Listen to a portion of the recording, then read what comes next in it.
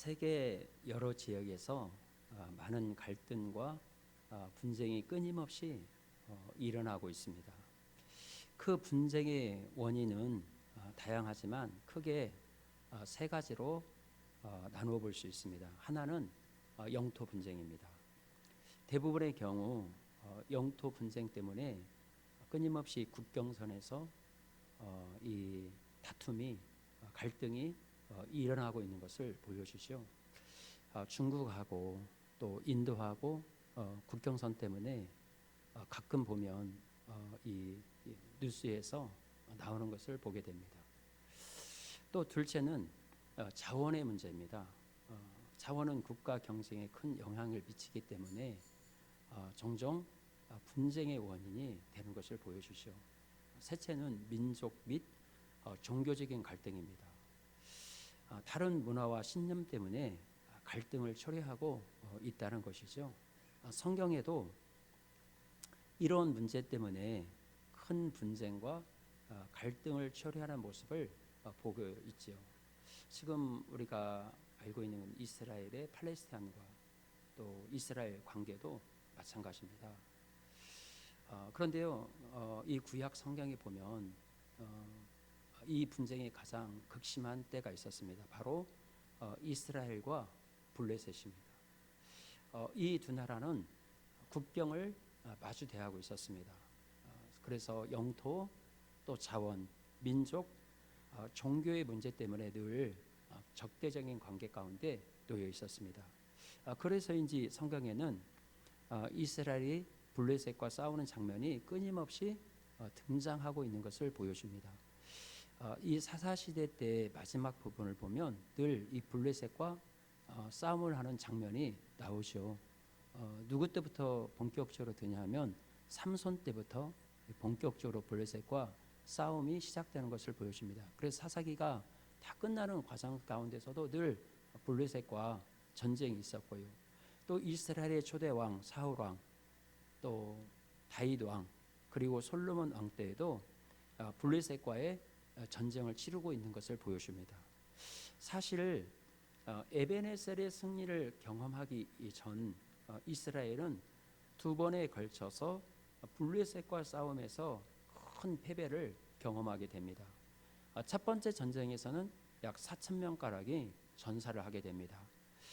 이 전쟁에서 패한 이후에 이스라엘은 하나님의 임재의 상징인 언약궤까지 동원을 합니다. 그 언약궤를 동원하면 우리가 승리할 거라는 생각을 가지고 언약궤를 메고 전쟁에 임하게 되죠. 그러나 다시 패하고 말았습니다. 이 두 번째 전쟁에서는 3만 명이 전사를 하게 됩니다. 그리고 언약궤까지 빼앗기게 됩니다. 엘리의 제상 두 아들 홈리와 비느하스도 전사를 하게 됩니다. 이스라엘은 블레셋과의 전쟁에서 연속적으로 패하고 하나님의 영광도 떠난 암흑기를 보내고 있었습니다. 여러분 한번 생각해 보시길 바랍니다. 이전 전쟁에서는 언약궤까지 동원했음에도 그 전쟁에서 대패를 하게 되었습니다. 그런데 이번 전쟁에서는 에벤에셀의 승리를 가져왔습니다. 여기에는 무슨 차이가 있을까요? 싸움의 대상이 바뀌었습니까? 싸움의 장소가 바뀌었을까요? 전혀 그렇지 않습니다. 싸움의 대상은 여전히 블레셋이었습니다. 싸움의 장소 역시 에벤에셀이었습니다. 처음 블레셋과 싸울 때 이스라엘 백성들이 진을 쳤던 곳이 어디일까요? 사무엘상 4장 1절에 보면 이렇게 말합니다. 이스라엘은 나가서 블레셋 사람들과 싸우려고 에벤에셀의 곁에 진을 치고, 그러니까 첫 번째 블레셋과의 싸움의 장소도 에벤에셀이었다는 거예요. 블레셋과 두 번째 전투에서 패배한 장소 역시 에벤에셀입니다. 사무엘상 5장 1절에 보면 이렇게 말하죠. 블레셋 사람들이 하나님의 기회를 빼앗아 가지고 에벤에셀부터 아스돗에 이르니라. 에벤에셀이라는 이 지명은 도움의 돌이라는 그런 뜻을 가지고 있습니다. 누가 도울까요? 하나님이 돕는다는 것이죠. 그런데 하나님이 도우신다는 바로 그 에벤에셀에서 이스라엘은 블레셋에게 2번이나 걸쳐서 큰 참패를 경험하게 되었습니다. 3만 4천 명이 전사했습니다. 제사장 가문이 올라갔습니다. 하나님의 임재의 상징이었던 언약궤를 빼앗기는 수모를 당하게 되었습니다. 그런데 어떠한 일이 일어납니까? 이번에는 이스라엘이 블레셋 군대를 물리치고 승리를 가져왔습니다. 패배의 아픔을 당했던 바로 그 에벤에셀에서 대승리를 가져온 것이죠. 하나님이 우리를 바라여 블레셋 군대를 어지럽게 하셨습니다. 이스라엘은 혼비백산에 도망치는 블레셋을 끝까지 추적해서 물리쳤습니다. 이후 사무엘은 돌을 취해서 에벤에셀의 승리의 기념비를 세웠습니다. 패배와 수모의 자리였던 바로 그곳에서 하나님이 여기까지 우리를 도우셨다며 에벤에셀의 기념비를 세웠습니다. 그렇다면 이스라엘이 과거에는 패하고 이번에는 승리하는 이유는 무엇일까요? 그렇게 그들이 대패를 했던 그곳에서 이번에는 어떻게 승리한 결과를 가져오게 되었을까요? 굉장히 단순합니다. 하나님과 관계가 회복되었기 때문에 그렇습니다. 어떻게 하나님과 관계가 회복되었을까요? 이스라엘 백성들은 자신들이 섬겨왔던 우상들을 철저하게 제거했습니다. 미스베 광장에 모여 종일 금식하며 자신들의 죄를 낱낱이 고백하면서 하나님께 회개했습니다. 사무엘은 적군이 쳐들어온 그런 위급한 상황 속에서도 젖먹는 어린 양을 취해서 온전한 번제를 하나님께 올려드렸습니다. 그리고 여호와께 부르짖어 기도했습니다. 이전에는 이스라엘 백성들은 자신의 힘으로 싸우려고 했습니다. 하나님을 의지하지 않으면서도 하나님의 도우심으로 승리할 수 있다고 늘 입으로는 그렇게 말을 했습니다. 하나님을 경외하지 않으면서도 주술적으로 언약궤만 가지고 나가면 우리는 승리할 수 있을 줄 믿었던 거예요. 그런데 그 결과는 철저한 패배였습니다. 그러나 이번에는 회개함으로 하나님과 관계가 회복되었습니다. 다급한 상황 속에서도 하나님께만 집중하고 하나님만을 의지했습니다. 이것이 바로 승리의 비결이었습니다. 이스라엘이 에벤에셀의 은혜를 경험할 수 있었던 또 하나의 이유가 있습니다. 역설적으로요, 블레셋의 침공 때문에 그렇습니다. 참 우리가 이해할 수 없는 일이잖아요. 이스라엘이 미스바에 모여 종일 금식하며 회개할 때 블레셋 사람들이 쳐들어오지 않았다면 그들은 하나님이 자신들의 기도에 응답해 주시고 도움을 주시는 분이라는 사실을 알지 못했을 것입니다. 살아계신 하나님의 역사를 경험하지 못했을 것입니다. 블레셋이 쳐들어왔기 때문에 이스라엘은 우리의 기도에 응답하시고 우리를 위해 싸워주시는 에벤에셀의 하나님의 은혜를 경험할 수 있었습니다. 블레셋의 갑작스러운 공격은 이스라엘 백성들에게는요 엄청난 공포가 되었습니다. 그런데 이 커다란 위기로 인해서 이가봇의 저주를 끊어낼 수가 있었습니다. 이스라엘은 에벤에셀의 하나님의 은혜를 경험할 수 있었습니다. 그것에 에벤에셀의 기념비를 세울 수 있었습니다.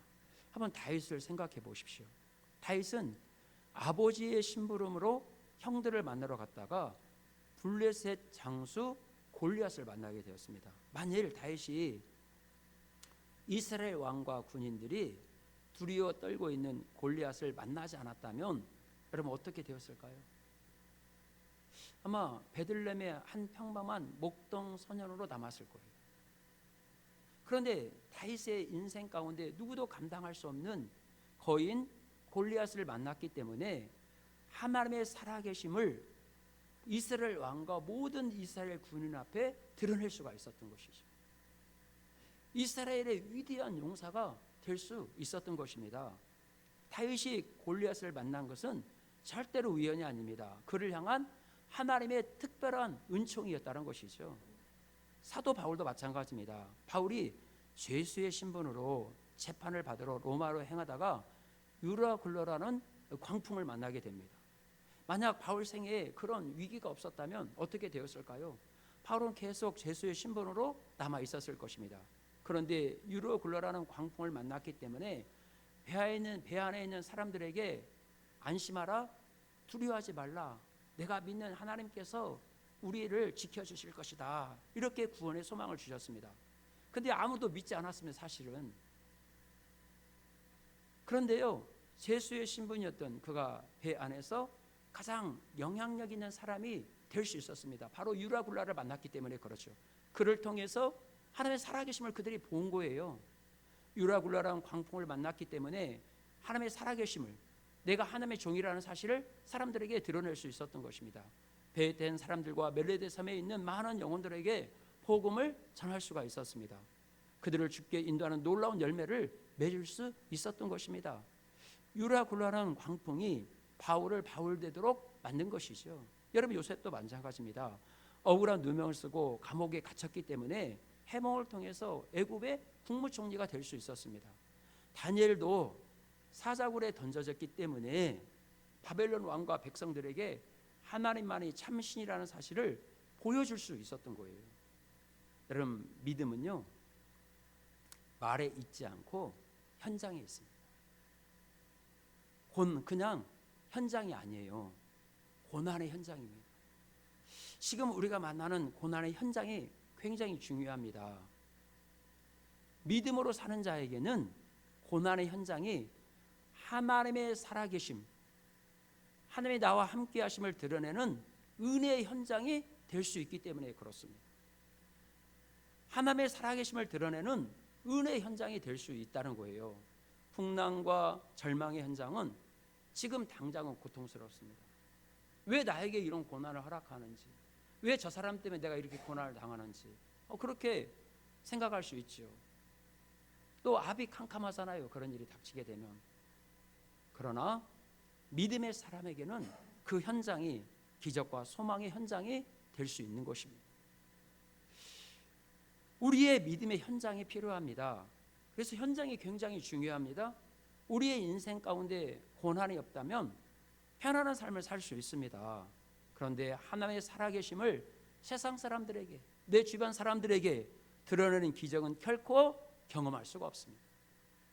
그렇다면 이스라엘 백성들이 에벤에셀의 승리를 경험하고 에벤에셀의 기념일을 세우고 난 이후에 누린 에벤에셀의 축복은 무엇일까요? 크게 우리가 세 가지로 볼 수 있는데요. 첫째는 하나님의 손이 함께했습니다. 13절입니다. 13절 말씀 한번 읽어보겠습니다. 이에 블레셋 사람들이 굴복하여 다시는 이스라엘 지역 안으로 들어오지 못하였으며 여호와 손이 사무엘에 사는 날 동안에 블레셋 사람을 막으심에. 여호와의 손은 여호와의 능력, 여호와의 임재를 상징합니다. 이가봇 시대에는 하나님의 영광이 떠났습니다. 그런데 에벤에셀의 은혜로 말미암아 다시 하나님의 손이 함께하는 축복을 누리게 된 것입니다. 그동안 블레셋은 틈만 나면 이스라엘을 쳐들어왔습니다. 이스라엘을 압제하며 땀 흘려 지은 모든 것을 다 빼앗아갔습니다. 가축을 빼앗아가기가 일쑤였습니다. 땀 흘려서 흘린 농작물을 다 빼앗아갔습니다. 그런데 더 이상 블레셋이 이스라엘 지경 안으로 들어오지 못하게 되었습니다. 이스라엘 스스로 힘과 능력이 아닙니다. 전능하신 하나님의 손이 이스라엘과 함께 하기 때문에 그렇다는 거예요. 하나님의 손이 블레셋 사람들의 침입을 막아준 것입니다. 이처럼 전능한 하나님의 손이 우리와 함께 하시면 악한 어둠의 영이 우리 안에 들어올 수가 없습니다. 여러분, 아무리 우리가 철저하게 준비하고 무장해도요, 하나님께서 내게 주신 것들을요, 내 힘으로 막아낼 수가 없습니다. 내 힘과 한계를 넘어가면 지켜낼 수가 없어요. 한번 생각해 보시길 바랍니다. 그렇게 건강했던 사람, 건강을 위해서 온갖 약을 먹고 운동했던 사람이 오늘날 보면 건강에 쓰러져 버리는 사람들을 보게 됩니다. 내가 힘써 노력했던 재물이나 명예가 한순간에 날아가는 분들을 우리는 만나잖아요. 그렇게 성실하게 했는데, 그렇게 땀 흘려서 아주 재물을 가꿨는데 한순간에 날아가는 분들이 있잖아요. 여러분, 이런 것들을 누가 잃어버리고 싶은 사람이 누가 있을까요? 그런데 우리의 주변을 보면 이런 사람들을 종종 만나게 됩니다. 잘못된 선택으로 한순간에 모든 것이 날아가 버리죠. 한순간에 안타까운 사건 사고로 말미암아 망연자설을 하면서 살아가는 분들을 만나게 됩니다. 하나님이 은혜로 주신 것들을 빼앗기지 않고 지키는 것 굉장히 중요합니다. 은혜 받는 것 굉장히 중요합니다. 은혜를 유지하고 지키는 것이 더 중요합니다. 여러분, 복도 마찬가지입니다. 주님이 주신 복을 받는 것 굉장히 중요합니다. 그런데요, 받은 복을 잘 관리하고 유지하는 것은 더 중요합니다. 그런데 악한 영은요, 우리를 죽이려 하고 멸망시키려 합니다. 하나님의 자녀들이 잘 되는 것을 보지 못합니다. 어디를 가든지 무엇을 하든지 누구를 만나든지 끊임없이 우리 안에 그것들을 빼앗아 가려고 합니다. 하나님이 내게 주신 것들을 빼앗아 가지 않으려면 전능한 하나님의 손이 나를 막아줘야 합니다. 가정을 허무는 작은 여구가 들어오지 않도록 하나님의 전능한 손이 우리 가정에 울타리가 되어줘야 하는 거예요. 도둑질하고 죽이고 멸망시키는 악한 영이 성도의 기업과 일터에 역사하지 않도록 전능한 하나님의 손이 지켜주고 보호해 주어야 한다는 것입니다. 두 번째요, 잃어버린 땅을 회복했습니다. 14절입니다. 다 함께 읽겠습니다. 블레셋 사람들이 이스라엘에게서 빼앗았던 성읍이 에글론으부터 가드까지 이스라엘에 회복되니 이스라엘이 그 사방 지역을 블레셋 사람들의 손에서 도로 찾았고.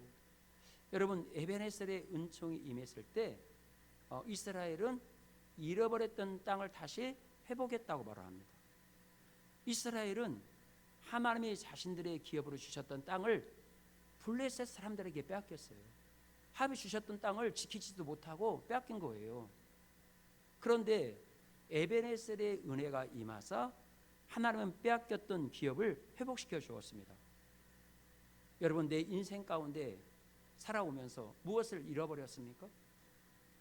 최근에 하나님께 내게 은혜로 주신 것들 가운데 무엇을 빼앗겼습니까?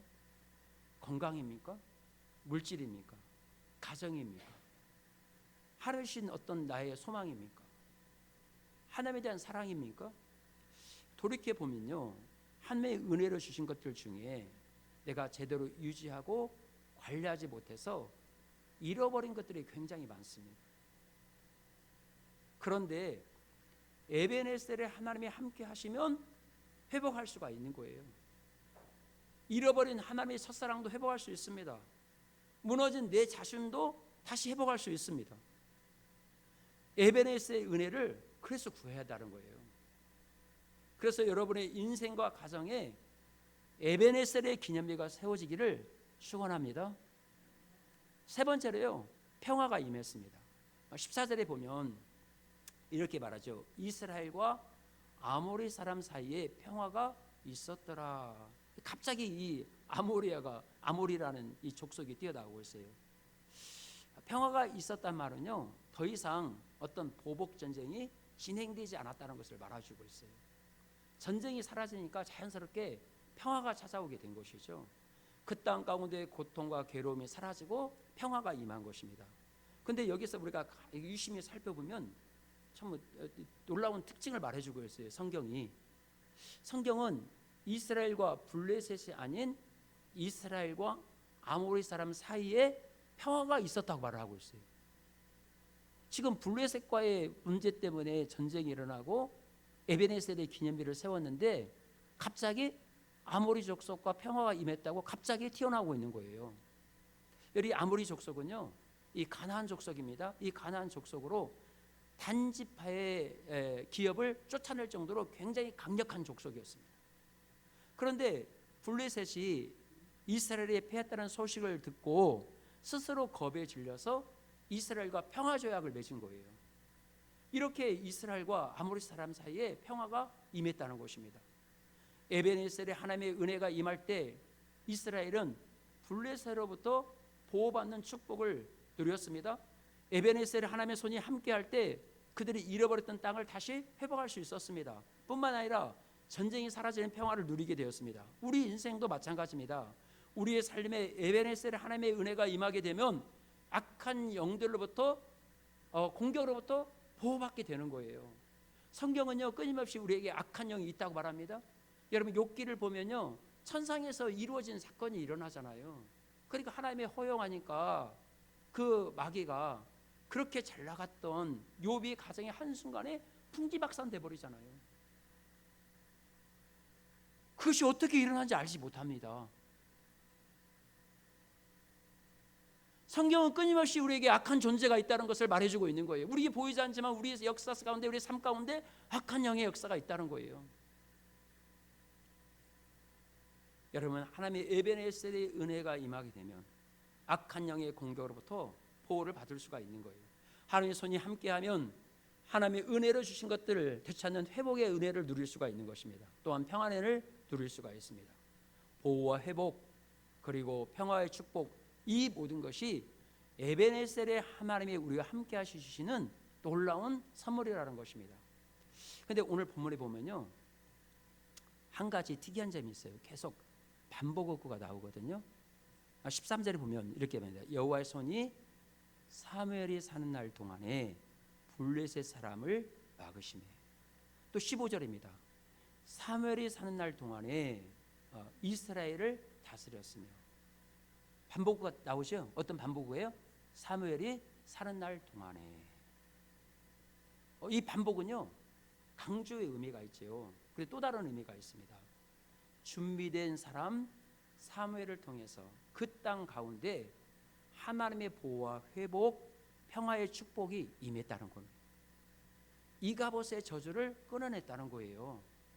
에베네셀의 은혜가 임했다는 거예요. 이것을 보면 그 시대 사무엘이 얼마나 영향력 있는 사람인지를 우리에게 보여주고 있는 거예요. 그 나라의 운명을 좌우하는 영향력 있는 사람이 되었다는 거예요. 하나님은 전능하십니다. 다 할 수 있어요. 돌들로도 당신의 뜻을 드러낼 수 있어요. 그러나 언제나 사람을 통해서 자신의 위대한 역사를 이루어 가십니다. 그러면 하나님은 왜 사무엘을 통해서 놀라운 역사를 이루셨을까요? 두 가지를 우리가 살펴볼 필요가 있어요. 첫 번째, 사무엘은 기도의 사람이었습니다. 8절입니다. 8절 한번 읽어보죠. 이스라엘 자손이 사무엘에게 이르되 당신은 우리를 위하여 우리 하나님 여호와께 쉬지 말고 부르짖어 우리를 블레셋 사람들의 손에서 구원하시게 하소서 하니. 이스라엘의 모든 백성들은 사무엘이 기도의 사람이라는 것을 인식했습니다. 그러기에 미스바에 모여 있던 이스라엘 백성들은 블레셋이 쳐들어왔을 때 가장 먼저 사무엘에게 부탁한 것이 있었어요. 기도를 부탁하고 있는 것이죠. 사무엘은 기도의 사람이었습니다. 이스라엘 사람들은 사무엘이 기도하면 하나님 분명히 그 기도에 응답해 주셔서 자신들을 구원해 줄 것을 믿었습니다. 위급한 상황 속에서 사무엘은 늘 하나님을 위해서 부르짖어 이스라엘 백성들을 위해서 부르짖어 기도했습니다. 그러면서 기도를 쉬는 죄를 범하지 않겠다고 말하고 있는 거예요. 그러니까 그는 기도를 쉬는 것이 죄라고 입기진 사람인 거예요. 사무엘상 12장 23절을 보면 이렇게 말합니다. 나는 너희를 위하여 기도하기를 쉬는 죄를 여호와 앞에 결단코 범하지 아니하고. 여러분 사무엘은 어머니 한나의 기도로 태어났습니다. 그는 죽음의 그림자가 드리워지는 마지막 순간에도 기도의 호흡을 이어갔습니다. 사무엘은 이렇게 기도의 사람이었어요. 기도 가운데 태어났고 그의 인생을 기도로 살았고 기도로 자신의 인생을 마감한 거예요. 어려운 일이 있을 때는 그 기도가 응답이 될 때까지 하나님의 무릎으로 살았습니다. 그렇기 때문에 한 시대에 하나님의 손에 붙들림 받아서 위대하게 거룩하게 쓰임받을 수 있었던 것입니다. 여러분 기도하지 않고 어떤 것을 응답받으면 우리는 생각해 볼 필요가 있어요.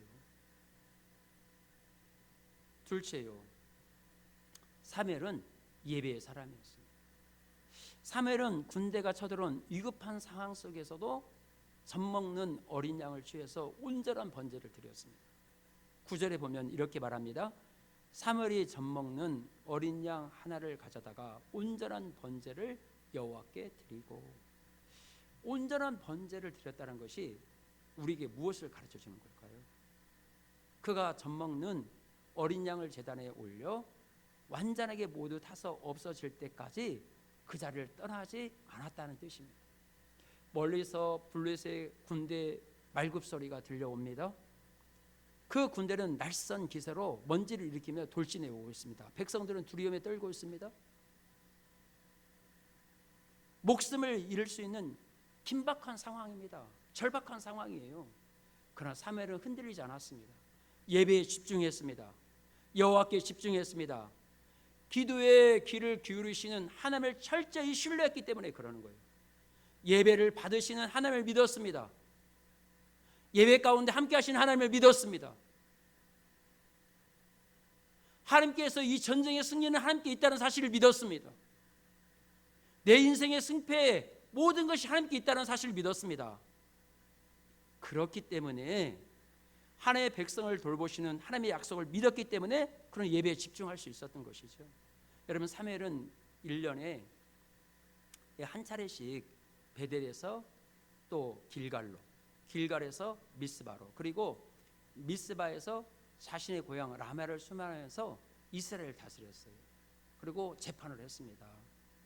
그런데 이 모든 사역을 마치고 고향으로 돌아온 그는 여호와를 위하여 제단을 쌓았습니다. 그래서 오늘 본문 17절에 보면 이렇게 말하거든요. 우리 한번 읽어볼까요? 라마로 돌아왔으니 또 거기서 여호와를 위하여 제단을 쌓았더라. 여기서 또라는 단어를 쓰고 있어요. 그러니까 이 사무엘이 가는 곳마다 제사를 드렸어요. 예배를 드렸어요. 그럼 여러분 피곤하잖아요. 모든 사역을 다 바치고 자기 집에 오면 편안히 쉬고 싶지 않겠습니까? 근데 또라는 단어를 쓰고 있어요. 이게 굉장히 중요합니다. 이 표현은요, 사무엘이 사역을 마치고 돌아올 때마다 반드시 하나님께 예배를 드렸다는 것을 우리에게 가르쳐주고 있습니다. 성경과 역사를 보면 하나님의 손에 붙들려 한 시대에 영향력 있는 인물로 쓰임받던 사람들은 한 가지 다 공통점이 있습니다. 바로 예배와 기도의 사람이었습니다. 하나님의 사람 가운데 기도와 예배 없이 영향력을 끼쳤던 사람은 아무도 없습니다. 저는 하나님을 예배하는 모든 성도들이 삶의 현장에서 정말 영향력 있는 사람이 되기를 원합니다. 그래서 저는 기도에 사실은 그래서 11조 10억 이상씩 할 수 있는 사람이 나오기를 원합니다. 교회가 다음 시대에 정치, 종교, 문화, 비즈니스 모든 영향력에 선한 영향력을 끼치는 사람이 되기를 원합니다. 나는 우리 딸이 정치했으면 좋겠습니다. 나는 우리 딸이 정치가 됐으면 좋겠어요. 그래서 저는 여러분의 자녀들을 생각하면서 기도하며 축복합니다. 여러분, 그런 축복을 누리려면 여러분은 먼저 예배와 기도의 사람이 꼭 되시길 바랍니다. 여러분의 자녀가 실력이 있어야 돼요. 여러분, 실력이 있다고 다 되는 것이 아닙니다. 하나님이 그를 붙잡아 주시고 세워주시고 높여줘야 합니다. 악한 시대에 하나님의 손에 붙들려 쓰임받기 위해서는 기도의 무릎이 꿇어야 돼요. 사무엘처럼 어떤 상황 속에서도 흔들리지 않고 온전한 예배를 드릴 수가 있어야 돼요. 상황과 형편을 따라서 드리는 것이 아니라 예배에 집중해서 하나님께 인정받아야 하잖아요. 여러분, 늦지 않았습니다. 여러분, 이제부터라도요 시간을 정해놓고 기도의 무릎을 꿇으시기를 바랍니다. 예배를 생명처럼 귀하게 여기시기를 바랍니다. 진정한 예배자로 하나님 앞에 쓰시기를 바랍니다. 저는 이 말씀을 선포하면서 가슴이 뛰었어요. 그러면서 기도합니다. 하나님, 제자들 공동체 안에 이런 복이 있는 사람이 일어나게 하옵소서. 하나님, 우리 성도들 자녀 안에 이런 복이 임하게 하옵소서. 하나님, 제가 이런 제자들 교회 성도를 보고 한국교회와 세계교회 가운데 간증하는 간증의 은혜가 있게 해 주옵소서. 여러분, 이렇게 하나님을 믿는 우리 제자들 교회 모든 성도가 여기까지 하나님이 인도해 주셨다는 에베네셀의 복을 누리며 살아가기를 원합니다. 이 에베네셀의 기념비가 여러분의 가정과 일터에 세워지기를 주님의 이름으로 축원합니다. 우리 오늘 말씀을 생각하면서 은혜의 힘입니다 라는 찬양을 부르겠습니다. 우리 다 함께 한번 일어나셔서 부르신 다음에 기도하겠습니다. 다 함께 일어나셔서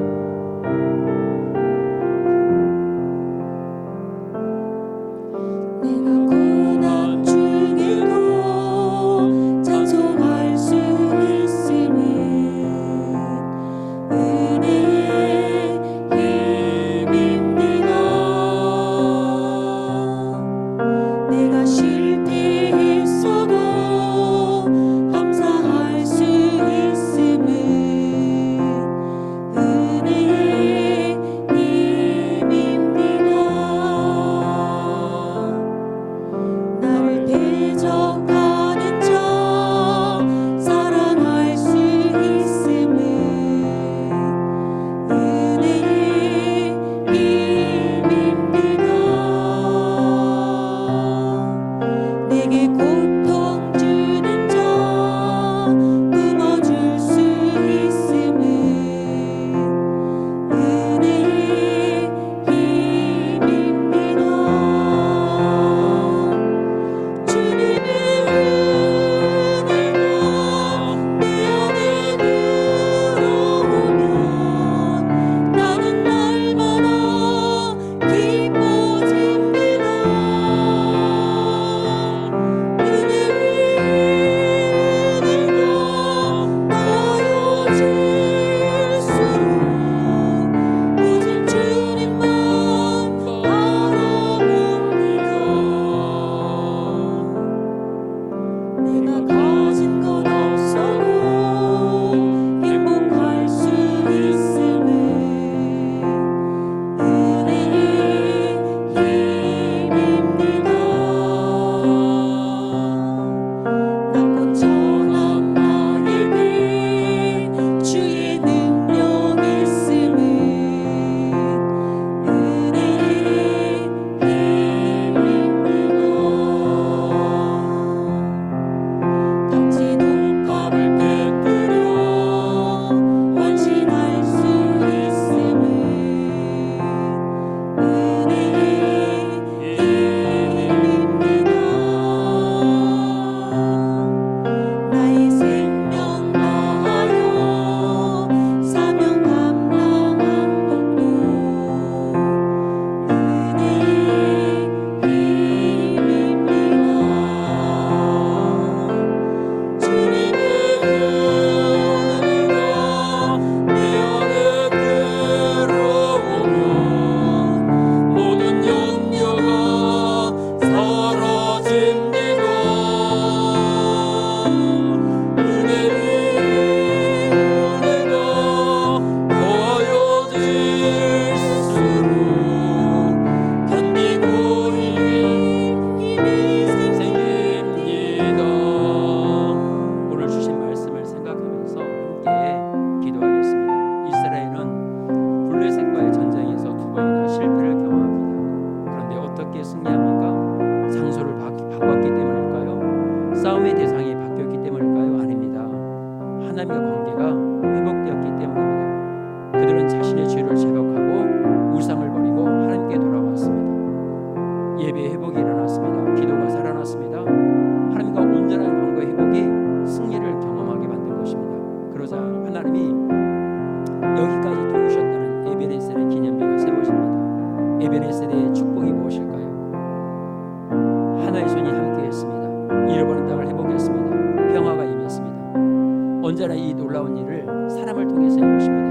왜 하나님은 사무엘을 통해서 이 일을 이루셨을까요? 첫째, 사무엘은 기도의 사람이었습니다. 기도를 쉬는 것을 죄로 생각했습니다. 하나님 기도하는 사람을 통해서 당신의 뜻과 계획을 이루십니다. 둘째요, 사무엘은 예배의 사람이었습니다. 블레셋의 말굽 소리가 들릴지라도 그런 예배를 멈추지 않았습니다. 사역을 돌아가고 예배를 드렸습니다. 그는 항상 예배를 삶의 중심에 두고 살았습니다. 그것이 그를 복되게 만들었습니다. 아,